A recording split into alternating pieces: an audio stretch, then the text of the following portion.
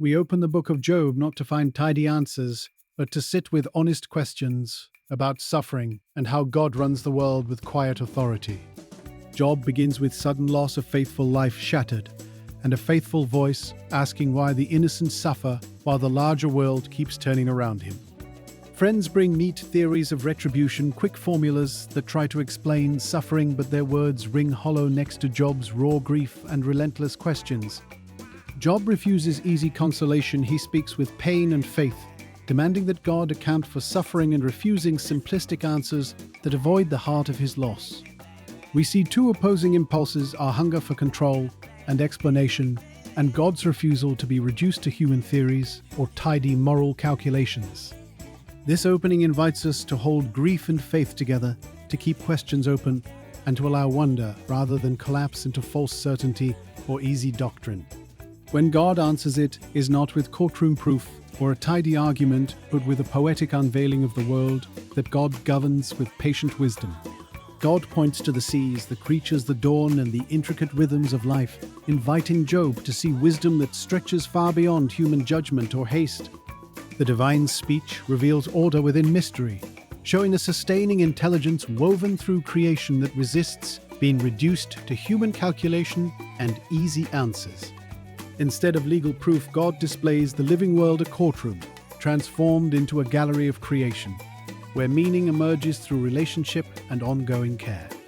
This response reframes the argument from why to who, reminding Job that presence and sovereign presence matter more than abstract explanations and human certainty.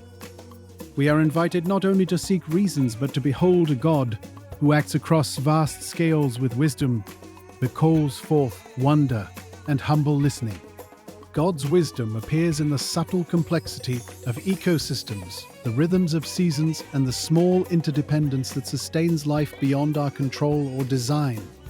Consider the behemoth and the leviathan images that point to untamed life, reminding us that power and mystery can coexist in ways we cannot domesticate easily. These creatures teach that greatness is not always moral clarity, and that the presence of power does not answer every ethical question we bring to suffering. Sunrise over distant ranges, migrating birds, and the hidden processes beneath soil all testify to a governance older, more intricate, and less controllable than our schemes. Job begins to see that God orders life through patterns we share in, yet cannot fully command, and that wisdom is embodied, not merely argued about. This recognition invites awe, not resignation, calling for humble engagement with the world and an active stewardship that honors mystery and life itself. Humility in Job is not defeat but a reorientation, a truthful admission that we cannot run the world, and a decision to trust one who can with steady care. Trust is practical here. It looks like endurance, honest lament, faithful presence, and the courage to keep asking hard questions without abandoning faith or love. At the close, Job's repentance is subtle, not theatrical. He moves from certainty toward relationship, surrendering the need to dominate the story and choosing restored fellowship. That teaches us faith can hold mystery, that deeper knowing often grows in encounter, and that relationship matters more than pinning down every question with proof. Living with humble trust reshapes our actions toward others, calling us to compassion, patience, fewer quick judgments, and a readiness to carry one another's burdens.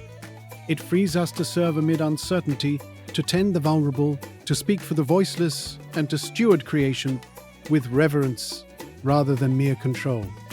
If God runs the world through vast wisdom, our vocation is to live as humble stewards, finding meaning in fidelity, small acts of love, and covenantal care. We are called to small acts of justice, to feed the hungry, to tend the sick, and to be present with those whose questions refuse easy consolation. The book of Job invites a posture of wonder where uncertainty deepens our prayers and awe takes the place of the urgent need for total explanation and control. In the end, Job is restored not because every suffering is explained, but because relationship is renewed and community returns around him with care and accompaniment. That restoration points us toward a God who attends to the whole arc of life, holding suffering within a larger story of attention, compassion, and durable love. So we journey forward, carrying honest questions, steady trust, and compassionate action, trusting that God's wisdom weaves meaning even when the mystery remains beyond our grasp.